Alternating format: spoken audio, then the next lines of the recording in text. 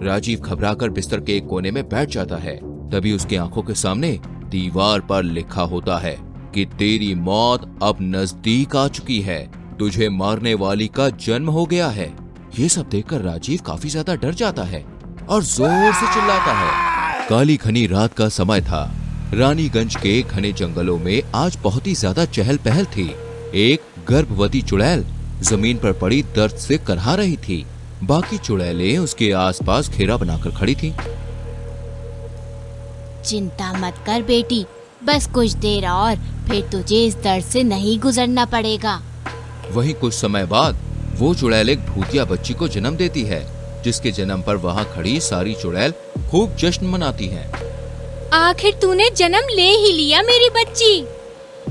वहीं दूर एक शहर में राजीव नामक एक आदमी बिस्तर पर लेटा होता है और अचानक उसके फोन की घंटी बजती है। हेलो, कौन बोल रहा है? तेरी मौत की माँ तेरा काल लाने वाली पैदा हो चुकी है। अरे कौन है तू और ये क्या बकवास कर रही है? कौन बोल रही हो तुम? लेकिन तब तक फोन कट चुका होता है।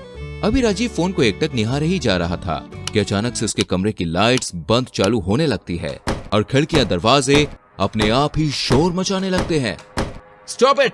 क्या हो रहा है ये सब? राजीव घबराकर बिस्तर के एक कोने में बैठ जाता है। तभी उसकी आंखों के सामने दीवार पर लिखा होता है कि तेरी मौत अब नजदीक आ चुकी है, तुझे मारने वाली का जन्म हो गया है। ये सब देखकर राजीव काफी ज्यादा डर जाता है और जोर से चिल्लाता है। वहीं राजीव की आवाज सुनकर उसके कमरे में राजीव की माँ और बहन भागी चली आती हैं। क्या हुआ भैया, आप चिल्ला क्यों रहे हो? क्या हुआ बेटा? वो आ गई। लेकिन कौन आ गई है बेटा? तभी लीला दीवार पर देखती है, लेकिन तब तक सब कुछ नॉर्मल हो चुका होता है। क्या कुछ भी तो नहीं लिखा है बेटा दीवार पर? वहीं इस तरह सब कुछ नॉर्मल हुआ देखकर राजीव को अपनी आंखों पर यकीन ही नहीं होता। भैया कितनी बार कहा है काम का ज्यादा स्ट्रेस न लिया करो, आप ज्यादा सो नहीं पाते ना, इसलिए ऐसा हो रहा होगा। हाँ, शायद ये मेरा वहम ही होगा। इसके बाद राजीव सो जाता है। वहीं अब घर के बाकी लोगों के साथ भी अजीब अजीब सी चीजें होने लगती हैं।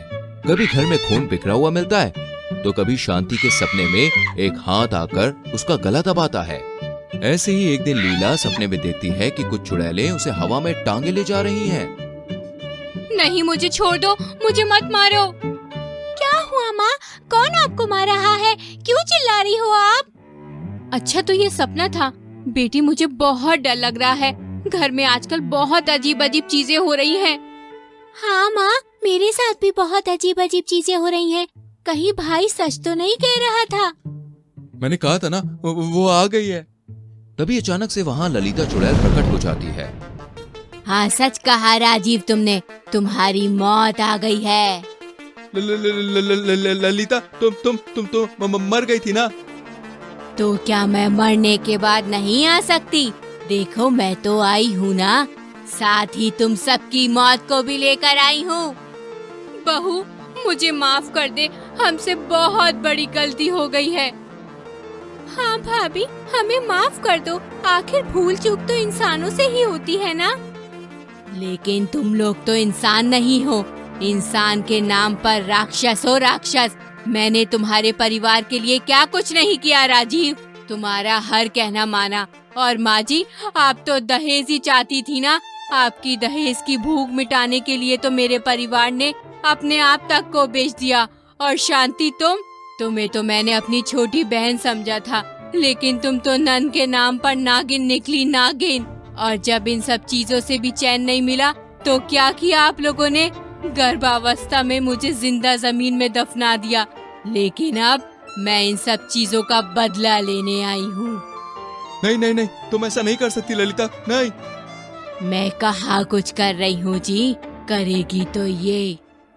तभी ललिता की भूतिया बच्ची अचानक से हवा में उड़ने लगती है और राजीव के पास जाकर, पापा आपके लिए मेरे पास गिफ्ट है, बताऊं क्या?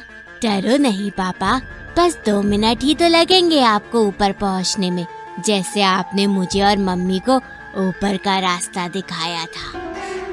इतना कहकर भूतिया बच्ची बड़ी बेरहमी से राजीव की हत्या कर देती है और ऐसे ही वो शांति को भी मार डालती है।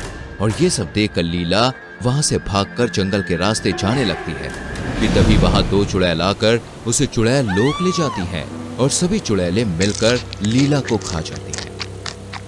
देख माँ, आखिर मैंने आपका बदला ले ही लिया।